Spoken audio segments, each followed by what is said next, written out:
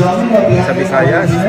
Well, ito, lagi namin sinasabi, no, even local government units should be able to subsidize yung presyo ng bigas kasi masyado mataas. Kasi dalawa yung pinoproteksyonan dito. Yung farmers natin, at least nabibili yung bigas nila at farm gate price.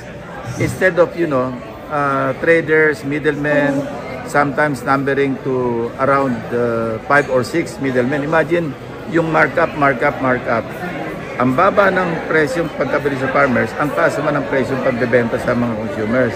Ito, nag-intervene yung government, nag-subsidize ng 13 pesos per kilo na peg nila sa 20 pesos. Pero actually, ang bili nila sa mga farmers, 33 pesos. So kumita yung mga farmers, hindi sila nalugi.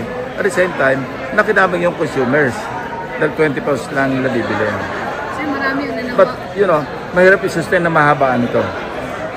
Because we're allocating billions of pesos para sa subsidy. Hindi pwedeng forever mag-subsidize. Kailangan tingnan din natin yung long-term solution. How? Increase productivity. Yung RTL is a very good law, Rice Tarification Law. No? In-increase yung tariff, pero ang kapalit noon, may earmark na 10 billion pesos sa mga farmers para sa farm inputs. Ang problema, implementation. Ang ginawa ng mga ibang may kalokohan, yung import nila mga machineries, mga tillers, miller, wala, mga madali masira. So, corruption ang kalaban natin.